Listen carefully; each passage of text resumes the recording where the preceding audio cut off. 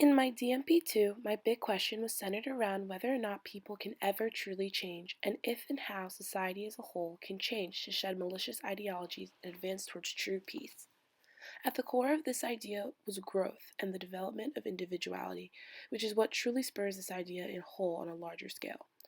When reflecting on my resonating experiences in class for each of the stories we've read so far, the points of these stories that grab my attention and awaken my own sense of wonder are always the moments of self-discovery, the moments that make you sit back and reflect on who you are as a person and what you think of yourself and what you stand for and choose to believe. A full understanding of self is how one ascends from just existing to true self-actualization, and this quest for individuality and identity is what I chose to center my DMP3 on. For the lives of college students in particular, so much of this time period and age we are in is about figuring out what our own individual purpose in the world is to be. Most of my own resonating experiences within the stories told in class have centered on that definition of self, and have been the things and lessons I took away from them.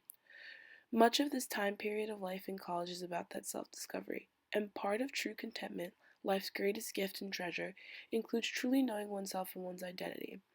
I chose McKeldin Library, shown by this stack of books, to represent the quest for knowledge of one's individual identity on a local level. Many a discovery is made in the library, whether it be in regards to one's work or one's preferences or career choices. But not much is usually realized about how much of the college experience is centered around this place on campus. The books we read and work we tirelessly tend to helps us to finally understand our own likes and dislikes, which for many people when they come to college is the first time they've ever truly done that on their own at all. The library as a whole is a symbol of discovery and backbone of identity on this campus. In terms of the stories that best relate to the archetypal theme of identity to me, the Teague story, the one without a story, stands out the most. Teague's character is at his most underdeveloped when he's greeted with the first task of singing a song for his foreign villagers after denying them a story for the first time when they ask him for one. At this point, Teague is confused and completely unaware of his own capabilities regarding the task in front of him. As he progresses throughout the story, however, he becomes more consciously aware of tasks placed before him, to the point of which he goes from unaware to confident and self-assured, and finally realizes he too indeed has a story to tell. The villagers he comes across act as the guide for his quest throughout the story, which to me seems as a reflection of how having the right people around us as we grow shapes our own connection with ourselves and revelation of who we are. For Teague, realization of his identity was what enabled him to fulfill his own destiny. However, the path on this quest for identity is not always as direct as it was in the Teague story.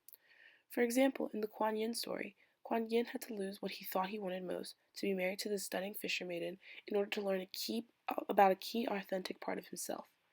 While this emotionally damages him, as he truly doesn't understand why he didn't get what he thought he wanted most, it actually ends up completing him, with the fishing maiden being the guide to this part of his identity in the story.